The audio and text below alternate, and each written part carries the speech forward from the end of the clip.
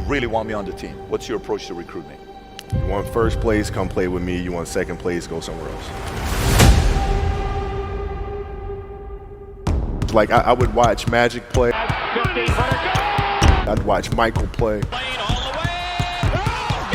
And I would see them do these unbelievable things, and I'd say, you know, can I get to that level? I don't know, but let's find out.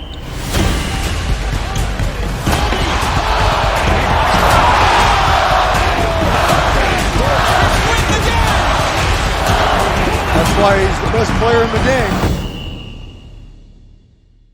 Everything was done to try to learn how to become a better basketball player. Everything. And so when you have that point of view, then literally the world becomes your library to help you to become better at your craft. So because you know what you want, the world's giving you exactly the information you need to become better at it. Because you know what you're looking for.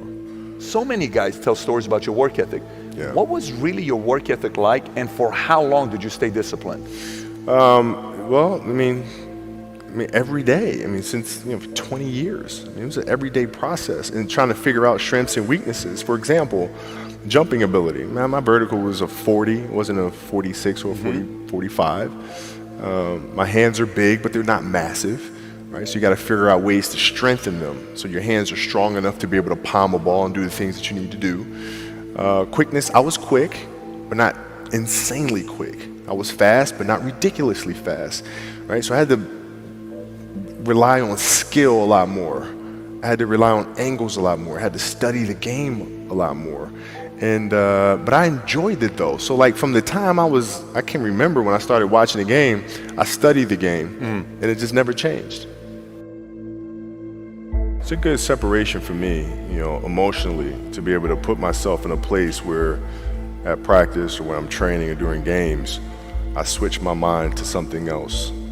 I switch my mode into something else, right? For me, it's the equivalent of Maximus, Decimus, Meridius, and Gladiator picking up the dirt, smelling the dirt.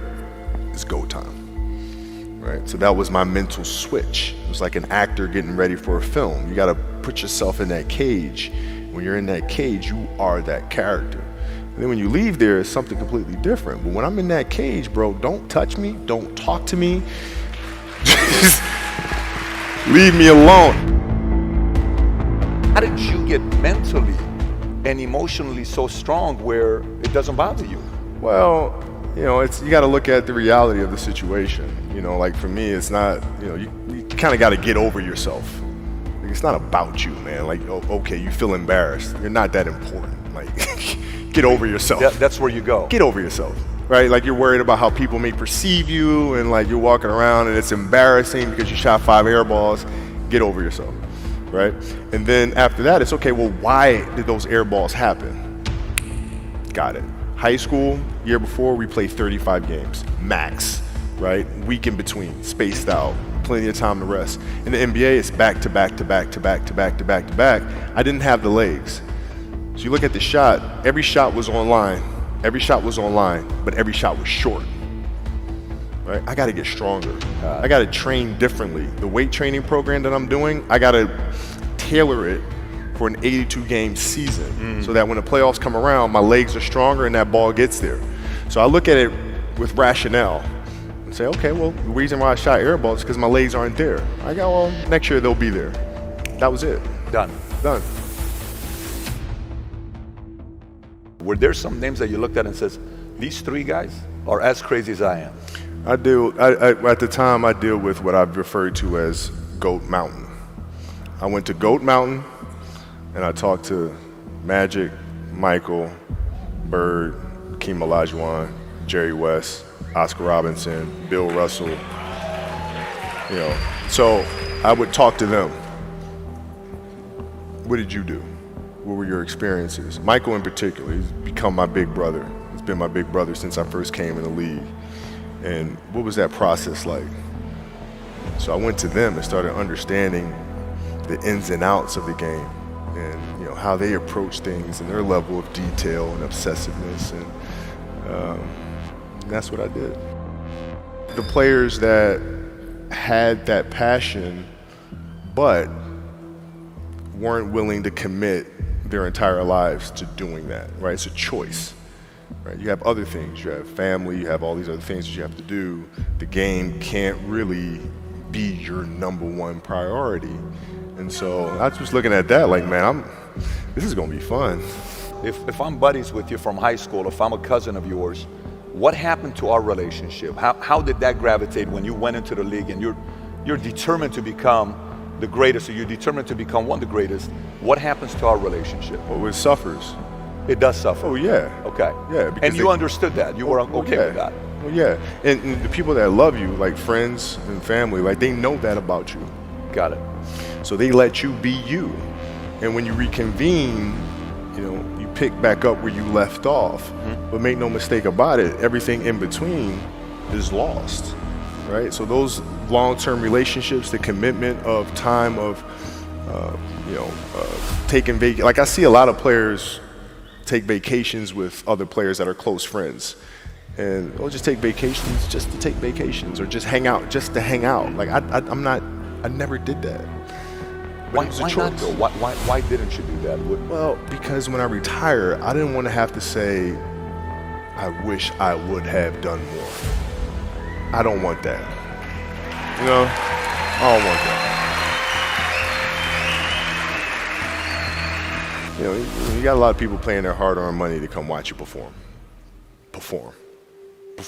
It's your job to be in shape. It's your job to be strong enough to perform at that level every single night. And as a competitor, I'm not ducking shit. Like, it's not, oh my God, my back hurts, I'm sore, we got to play Vince Carter and Toronto Raptors tonight. We actually had this happen. We had a game against Toronto in 2000, and Vince was tearing the league up.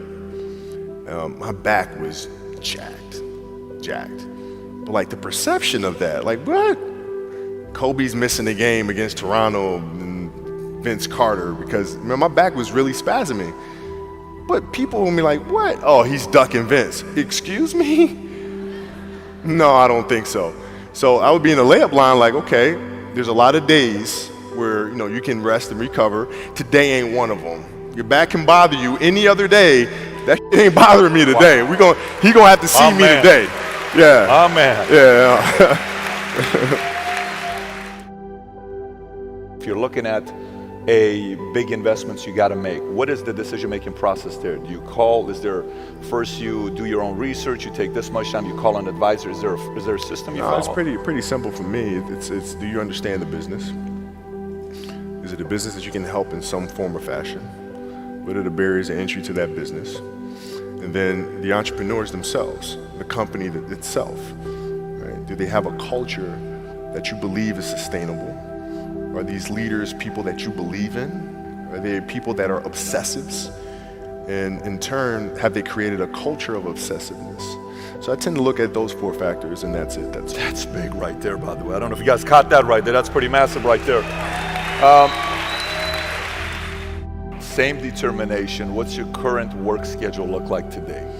It's different because I personally am not writing every word of the novels. I am not animating the films.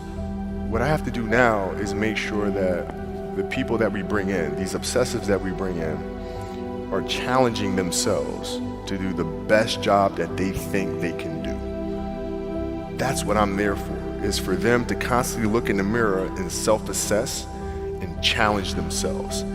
If we have a project and you're saying, okay, I can do that, that's not the project we want. The projects that say, I don't know if I can animate that. I don't know how to write that story. I don't know how to do that. Those are the things we want, because through that curiosity, you'll reach a level that you didn't think was possible. And so running the studio, that's what I'm doing.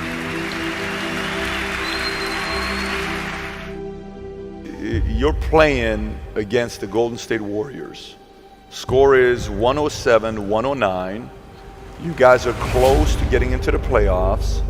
You know exactly what happens in the game. You go up, you're about to take your shot, and then all of a sudden, boom, Achilles happens, right? He went and hit the free throws, and then you walked off the stage. Yeah. And you got the surgery done. Right? I went in the trainer's room, my kids are in there, and they're looking at you and stuff, and I'm looking at them, and I'm like, it's all right, Dad's gonna be all right. It'll be fine. It'll be all right. It'll be all right. It'll be all right. As a parent, you gotta set the example. You gotta set the example. This is another obstacle. This obstacle cannot define me. It's not gonna cripple me. It's not gonna be responsible for me stepping away for the game that I love. I'm gonna step away on my own terms. And that's when the decision was made that, you know what, I'm doing it. I'm doing it. You're a freaking beast, bro.